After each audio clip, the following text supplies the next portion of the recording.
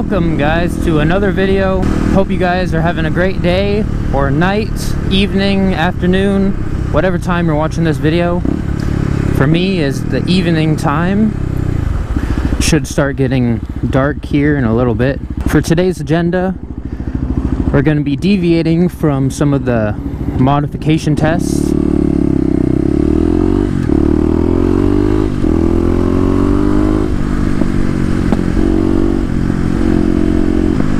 And we're going to be talking about why I chose the KLX 250 over any other dual sport.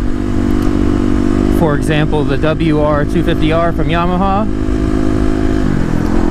or the Honda CRF 250L.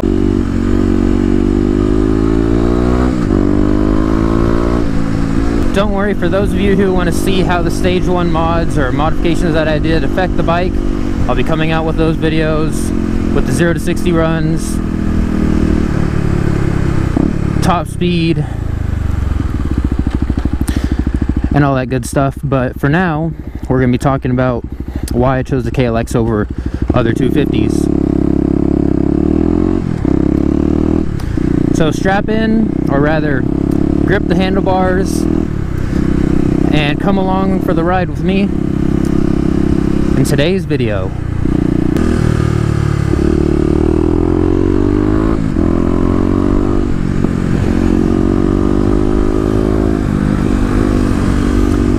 First and foremost, the reason I chose the KLX over the WR is because of price.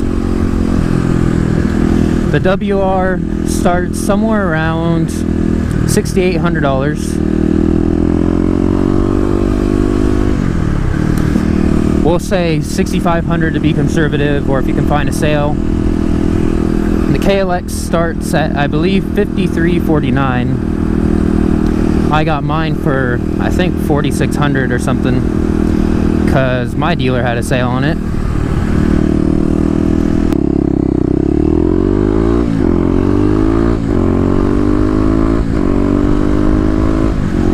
For the price of the WR, I could have either gotten a DRZ 400, or for a little bit more money, around $7,000, I could have bumped up to a KTM or a Husqvarna 250,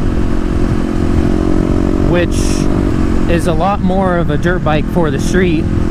They weigh less. The KTM Husqvarna, they have more power. And honestly, it's pretty much everything that the KLX has, but it's just lighter and has more power. Oh yeah, and the suspension is a little better too. The WR, on the other hand, it comes from the factory with a little bit better off-road suspension. But other than that, the WR does come with a little bit more power, but the aftermarket for performance for the KLX has a bit more. And for the basic bolt-on stuff, such as exhaust, header, you know, all the stuff I did, fuel controller, KLX also does respond better. Gee, I could hear the tires on that truck from a mile away.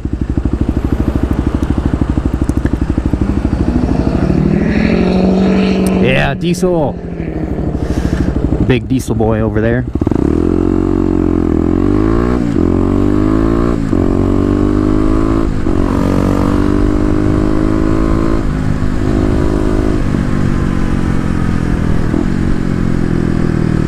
So yeah, that's one of the reasons, is because of the price. And I figured if you're going to be putting money into the WR, you're going to be close to the KTM or Husqvarna anyways. It'd be better just to begin with the Husqvarna or KTM.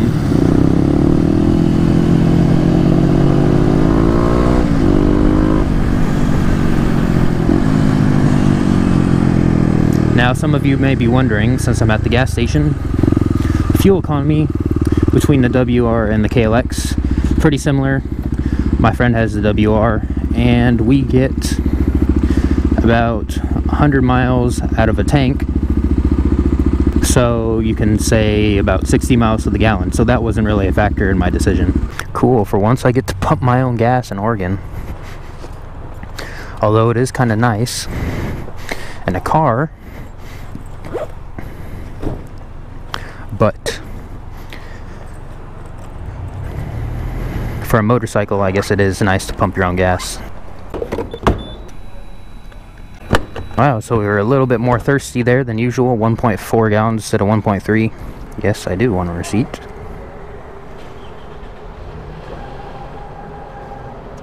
Cool.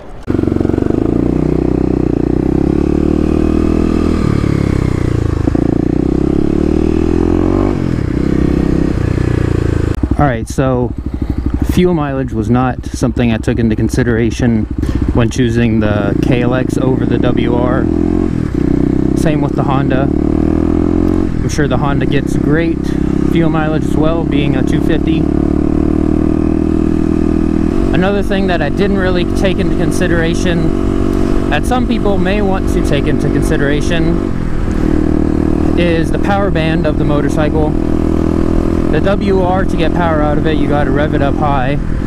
The KLX is more mid-range, and the CRF, I've heard, has a little bit more bottom-end grunt.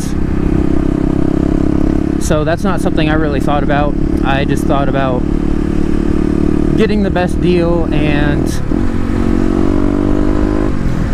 the most potential for getting aftermarket parts and modifications.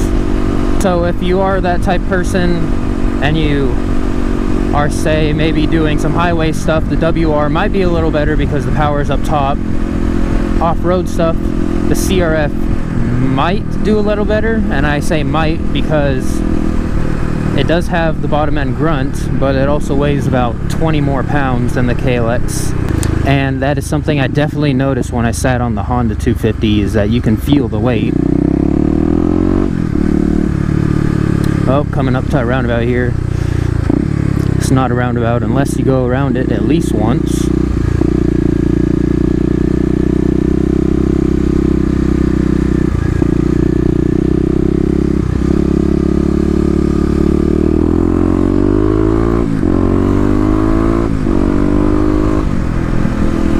So, the KLX, being 20 more pounds lighter than the CRF, it's a lot more flickable. Can flick it around corners more. That was the main reason I didn't go with the Honda, because I wanted a kind of a powerful bike for my first bike. I didn't even really consider a 250 until I got to the point where I was going to get a motorcycle. Really wanted a DRZ, but I got the KLX. And the reason I didn't get the Honda, like I said, is because I felt that it just weighed too much, and in combination with not having a revvy motor, it might just kind of seem like a dog. Now you can make the CRF pretty quick like the KLX here, but I don't know, it just didn't seem worth it to me. So that's the main reason I didn't get the CRF, is because of weight. So recap, the Honda was because of weight, the Yamaha was because of price. Well, I guess price, the value factor of the price. And then the DRZ, let's go ahead and talk about that. The reason I didn't go for the DRZ was because I wanted something that was truly a dual sport, and the DRZ that I was looking at was the SM model. And of course with Supermoto wheels and tires, it's not really going to be a dual sport. It's going to be like a 70-30, with the 70 being on the street. But the DRZ, it also has loads of aftermarket modifications. If you want to get some power out of a bike, the DRZ is definitely a really good option.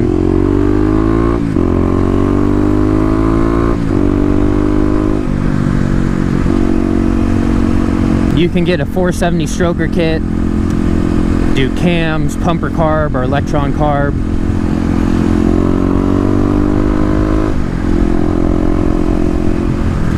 And you can get some really good power out of that. I've heard 60 wheel horsepower. but then again, it was just kind of a heavier bike. It did have a lower center of gravity, which is something I noticed about it. So you could go with the S, and it does have a lower center of gravity. It just feels like a bigger 250, to be honest. But then there's the issue of carburation. After comparing my bike, KLX 250, which is fuel injected, to my brother's bike, which is carbureted, I definitely see the advantages of having fuel injection over carburation. It starts up a lot easier. Don't really have to take into account some of the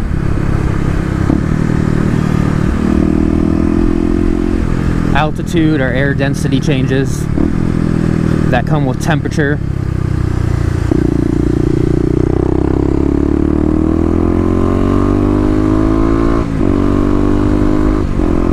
That's the reason I didn't get the DRZ, because of the carburation.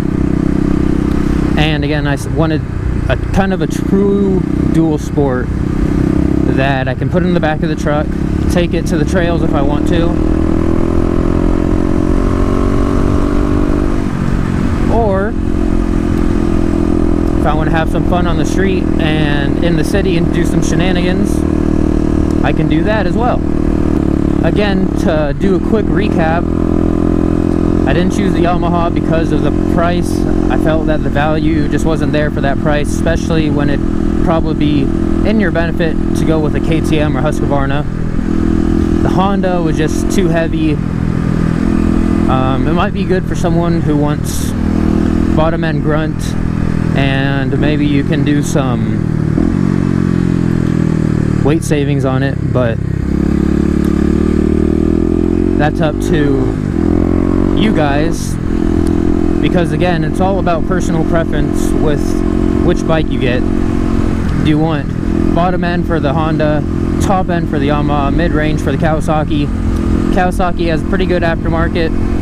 The Yamaha, not as big of a big bore, but it comes, or not too many performance enhancing modifications, but it does come with more power. The Yamaha also seems to do better as a stunt bike, wheelies and whatnot. The WR does come with better off-road suspension, but the KLX, as you guys have seen in my videos, does completely fine off-road. It does have the flickability that somebody would want. And then the DRZ. The price is up there with the Yamaha, but you do get more value, you get more power. It feels like a bigger 250, but it has a lower center of gravity, so you don't really notice the weight too much. You can't tell that it's heavier. But I don't know, the KLX is pretty good for my needs. Really fun in the city. I'm learning the wheelies, just some gearing changes. Should be pretty good there. And then the highway, I don't really travel that much on the highway, but it does get the job done.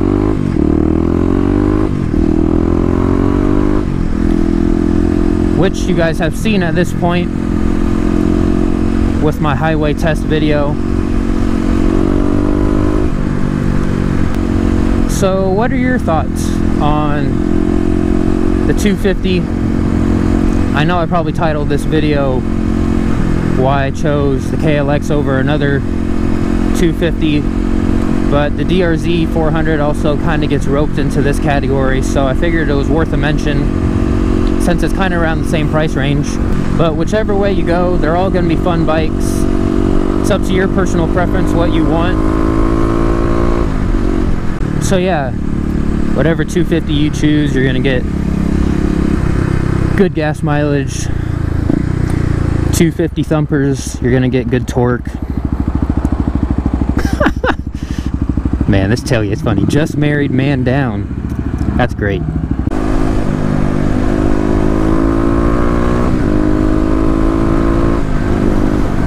So let me know what you guys think down in the comments.